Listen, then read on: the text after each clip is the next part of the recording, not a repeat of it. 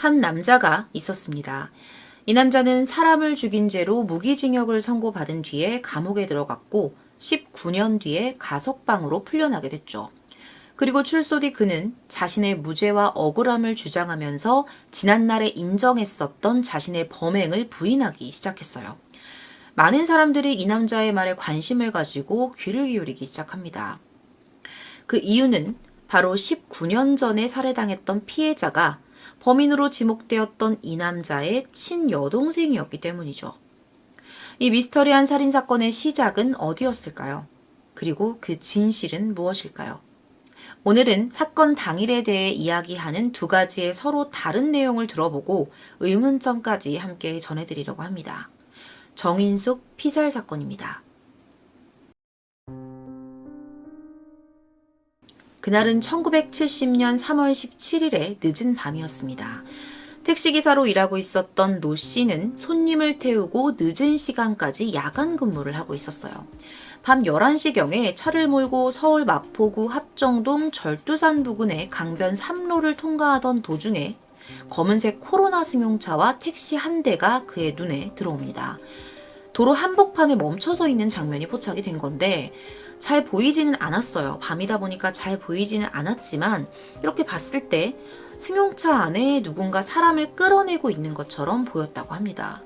노 씨는 아무래도 사고가 난 것 같다라는 생각으로 도움을 주기 위해서 차를 세우고 그들에게 접근을 했죠. 하지만 곧이어 그가 목격한 장면은 너무나도 충격적인 현장이었습니다. 멈춰서 있던 택시가 한 대 또 있었거든요. 이 노 씨의 택시 말고 또 멈춰서 있었던 택시가 있었는데 이 택시의 기사로 추정되는 사람이 검은색 코로나 승용차 안에 타고 있었던 한 남성을 밖으로 끌어내고 있었던 겁니다. 그런데 이 남성의 상황이 좋지가 않았어요. 넓적다리에 총상을 입고 신음을 하고 있었던 거죠. 노 씨는 놀란 가슴을 뒤로 하고 경찰에 신고를 했고요. 남성의 상태를 걱정하는 듯한 말을 건넵니다. 그런데 이 남성이 뜻밖의 말을 꺼냅니다. 아직 내 동생이 차 안에 있으니 구해달라는 말이었어요. 이 남성의 말에 그 즉시 차로 돌아간 노 씨는요. 끔찍한 장면에 할 말을 잃게 되었습니다. 승용차 뒷좌석에 처참한 몰골의 여성이 이미 숨진 채 누워 있었던 거죠. 사인은 총상으로 인한 과다출혈이었습니다. 총을 맞은 채 코로나 차량에 탑승하고 있었던 이 두 남녀는 사실 남매 사이였습니다. 사망한 여성은 당시 나이 25살의 정인숙으로 최고급 요정으로 알려진 유흥업소에서 종업원으로 근무하고 있었던 여성이었습니다. 그녀를 태우고 있는 차량의 운전석에 앉아 있었던 남자는 이 정인숙의 넷째 오빠였던 정종욱이라는 사람이었습니다. 그는 총알에 의해서 넓적다리가 관통당한 상태였지만 다행히도 생명에는 지장이 없었고요. 지나가던 택시기사들에 의해서 간신히 구조가 됐던 거죠. 이렇게 사건이 발생된 직후에 검찰을 중심으로 해서 수사가 개시됩니다. 그리고 조사 일주일 만에 진범으로 의심되는 유력한 용의자가 밝혀졌죠. 그런데 놀랍게도 그 정체는 바로 그녀의 친오빠이자 당시에 차량을 운전하고 있었다는 정종욱 씨였습니다. 방금 말씀드린 그 사람이죠. 이 사람이 누이를 살해하고 괴한에게 습격을 당한 것처럼 위장하려 했다는 거예요.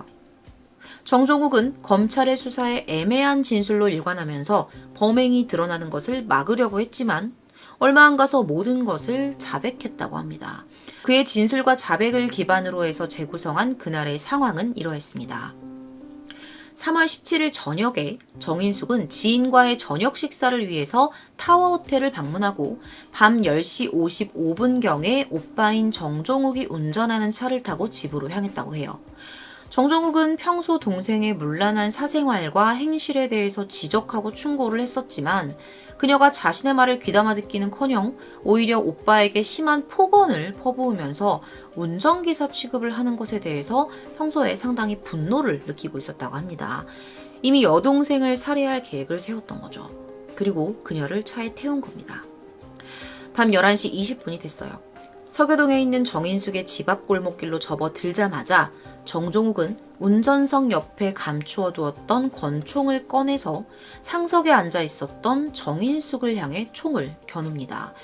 즉시 한 발을 쏘아서 그녀의 가슴을 명중시켰고 정인숙이 오빠 하고 부르는 소리에 다시 한 발을 쏘아서 그녀의 머리를 맞췄다고 합니다. 정인숙은 그 자리에서 즉사했죠.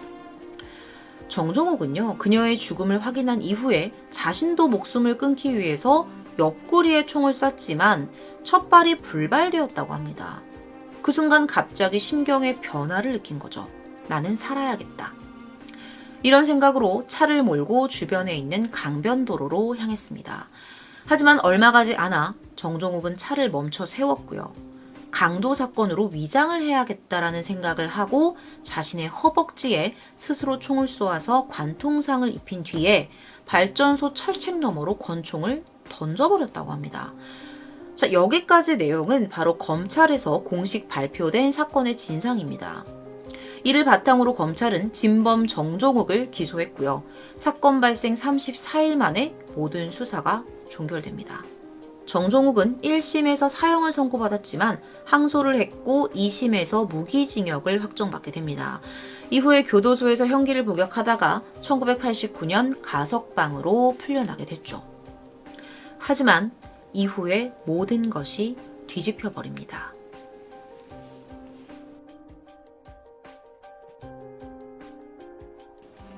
정종욱이 출소한 날을 기점으로 해서 과거의 그의 모든 진술과 자백이 뒤집힙니다. 그가 19년 동안 복역을 했다고 했는데 복역을 마치고 나서 진행된 언론과의 인터뷰가 있었거든요. 그런데 여기에서 상당히 놀라운 발언을 내놓게 된 거죠. 사건에 대한 질문에 자신의 범행 사실을 부인한 겁니다. 그러면서 어떤 말을 했냐면 동생과 은밀한 관계에 있었던 고위층 인사가 있었는데 이 사람이 나에게 뒤를 봐준다면서 나를 회유했고 거짓 자백을 하게 만들었다. 나는 거짓 자백을 했을 뿐 절대 범인이 아니다. 라는 주장이었죠. 20년 가까운 시간 동안 그가 진범이라고 확신했던 사람들은 정말 혼란스러울 수밖에 없었을 겁니다. 과연 무엇이 진실이며 그날에는 무슨 일이 벌어졌던 걸까요? 이번에는요, 정종욱의 기억과 뒤바뀐 진술에 의존한 사건 당일의 상황에 대한 내용입니다. 똑같이 3월 17일 밤 10시 55분경입니다. 정종욱은 정인숙을 태운 뒤에 타워호텔을 빠져나옵니다. 그는 시청과 서소문, 신촌을 거쳐서 그녀가 살고 있었던 서교동을 향해서 차를 몰았죠. 집 앞 골목길로 접어들었을 무렵 정종욱의 눈에 낯선 젊은이 2명이 포착이 됩니다. 한 사람은 작업복을 입고 있었고 한 사람은 바바리 코트 차림새였다고 해요. 바바리 코트가 어떤 건지 여러분들 아시죠? 아, 그냥 사람인가 보다, 길에 서 있는 사람인가 보다 이렇게 생각을 하고서 그냥 모른 척 지나가려고 했는데 그때 그의 차량 앞으로 이 2사람이 갑자기 접근을 했고요. 창문을 내리라 라는 신호를 보냈죠. 길을 물어보려고 하는 건가? 길을 물어보려고 하나 보다 라는 이 정도의 의도쯤으로 짐작을 했던 정종욱은 별 의심 없이 창문을 내렸습니다. 그런데 창문을 내리자마자 그들이 품속에서 소형 권총을 꺼내 들었습니다. 순식간에 정종욱의 허벅지를 향해 총을 쏜 괴한들이 뒤이어 뒷좌석에 앉아있던 정인숙의 가슴과 머리를 조준한 거죠. 정종욱은 그대로 엑셀을 밟아서 현장을 빠져나왔고요. 강변도로를 따라서 도주를 했지만 다리의 통증으로 인해서 얼마 가지 못하고 멈춰 섰고 지나가던 택시기사에게 구조를 요청했던 것입니다. 자, 지금 제가 말씀드린 내용은요, 기존 진술과 180도 뒤집어진 내용입니다. 이렇게 정종욱은 과거와 달리 완강하게 자신의 범행을 부인했고요. 진범의 존재와 이 살인사건의 배후에 고위층 인사가 존재하고 있다는 사실을 암시하는 듯한 발언을 내놓았습니다. 과연 진실이 뭘까요? 또한 이 사건으로 인해서 사망한 정인숙이라는 여인은 도대체 어떤 사람이었을까요? 지금부터는 그 부분에 대한 이야기를 한번 해보도록 하겠습니다. 사진 속의 인물은 정인숙입니다. 출신지는 대구이고 당시 고급 공무원의 자제였다고 합니다. 어렸을 때부터 꽤나 넉넉한 형편에서 나고 자란 정인숙은 부모님과 위로 4명의 친오빠들의 사랑을 듬뿍 받으며 자라났다고 해요. 그래서인지 모르겠지만 조금은 아나무인적인 성향을 보였고 사치스러운 면도 없지 않아 있었다고 합니다. 학업에는 그다지 흥미가 없었기 때문에 학교 성적은 뛰어나지 않았지만 그리고 대학까지도 중퇴를 했지만 영어 실력만큼은 전공자 못지않게 매우 뛰어났다고 합니다. 더불어 보시다시피 뛰어난 외모까지 갖추고 있었던 그녀는 당시에 한일회담이 개최된 선운각이라는 당대 최고급 유흥업소에서 호스티스로 일을 하기 시작했습니다. 천의 얼굴이라고 불릴 정도로 빼어난 미모와 화술, 영어 실력과 눈치까지 겸비했던 정인숙은 선운각 최고의 에이스로 뽑힐 만큼 인기가 높았다고 해요. 그녀를 찾는 정계 인사들과 고위급 관료들, 기업 간부들의 수는 셀 수 없을 만큼 많았습니다. 그러다 보니 선운각을 방문하는 손님들과 정인숙 사이에 은밀한 관계가 형성되었다라고 볼 수도 있었겠죠. 이러한 어떤 예상이 매우 자연스러운 상황이었습니다. 그러던 어느 날 그녀가 돌연 일을 그만두고 선운각을 나오는 사태가 벌어집니다. 그 이유는 바로 임신과 출산 때문이었어요. 당시에 정인숙이 낳은 아이의 친아빠가 누구인지 이런 거에 대해서는 그 누구도 알지 못했다고 합니다. 소문만 무성했을 뿐이죠. 그 소문의 대상들은 주로 선운각을 방문하고 있었던 유력 인사들이었어요. 그런데 조금 이상한 건 정인숙이 아들을 출산한 뒤에 어떤 일을 하지 않았는데도 불구하고 무슨 연유에서인지 저택이나 승용차를 구입을 하거나 장관급의 특수신분에 한해서 발행이 됐었던 여권을 가지고 여행을 다니는 등 상당히 호화로운 생활을 이어갔다고 합니다. 상당히 많은 금액의 돈을 쓰는데 어떠한 부담도 없어 보였죠. 이제 조금은 그녀의 죽음을 둘러싼 관심과 의혹 제기에 대한 의문점들이 조금은 풀리는 것 같습니다. 그녀와 정부 고위급 인사들 사이에 어떤 관계가 있었는지, 그들 사이에서 어떤 말들이 오고 갔는지 우리가 명확하게 다 알 수는 없지만 그녀의 존재 자체가 많은 사람들에게 어느 정도는 아주 조금이라도 위협적으로 작용할 수도 있었다는 의견들도 있었습니다. 실제로 정종욱을 중심으로 한 검찰의 공식적인 발표가 있었음에도 불구하고 그녀의 죽음에 대한 의혹이 시들지 않았다고 해요. 더군다나 사망 이후에 발견된 그녀의 수첩 안에는 당시 대통령을 비롯한 국무총리, 중앙정보부장, 경호실장을 비롯한 각종 정계 인사 30명 정도의 이름과 연락처가 적혀 있는 명함이 발견되기도 했습니다.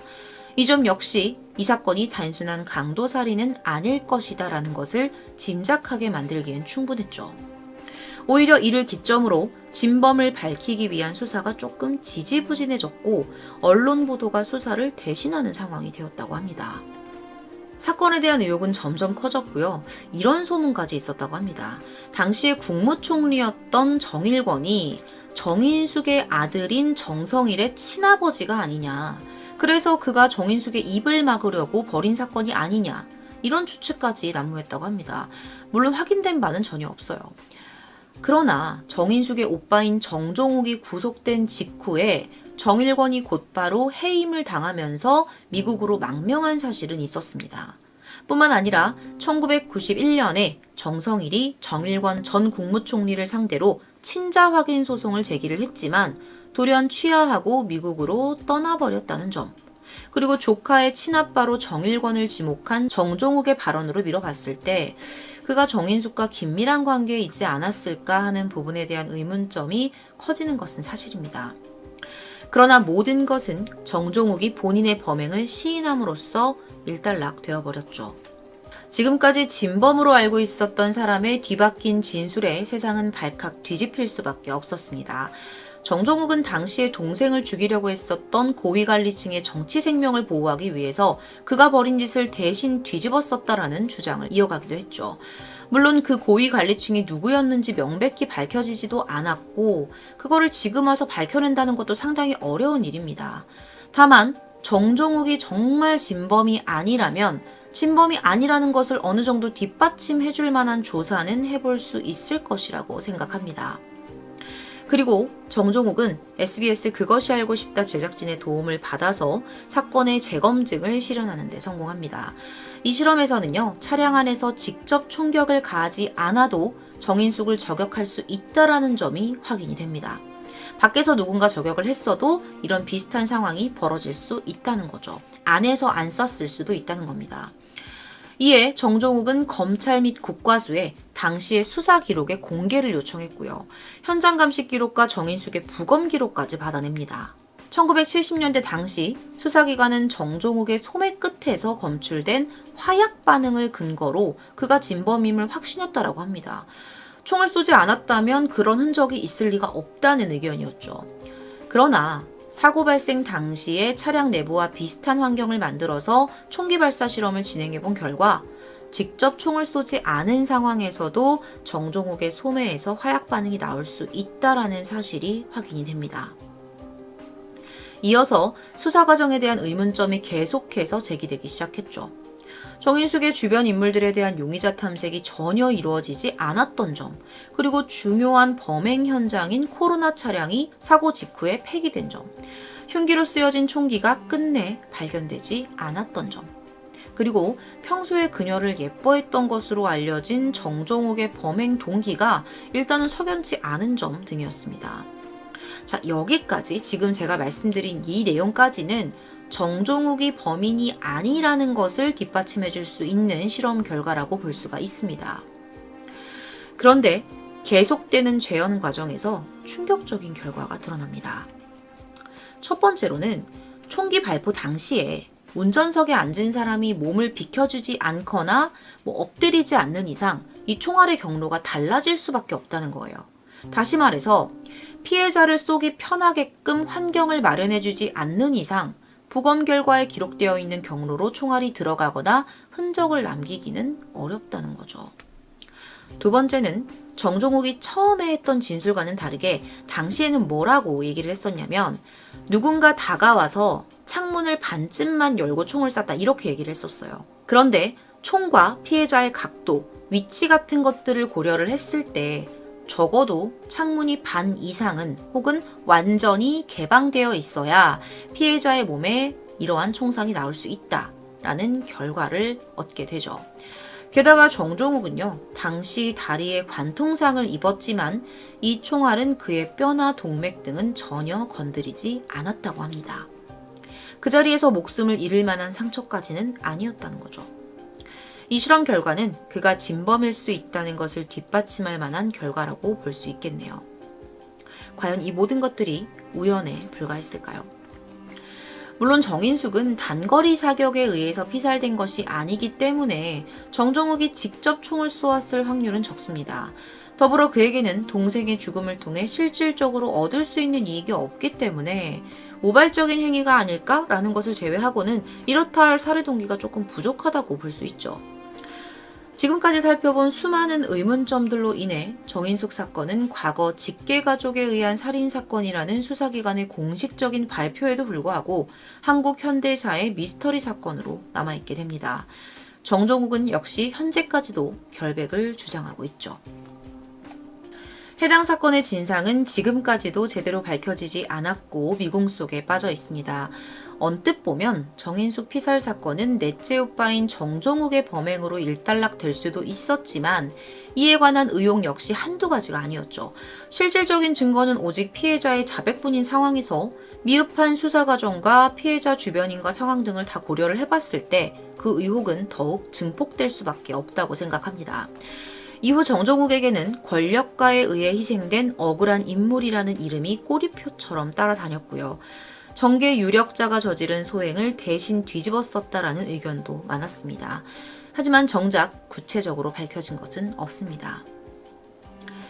과연 정인숙은 친오빠에 의해 살해된 여인일까요?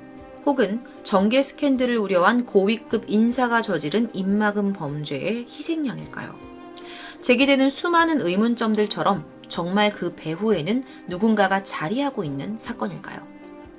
오늘 준비한 미스터리 컨텐츠는 여기까지입니다. 시청해주셔서 감사합니다.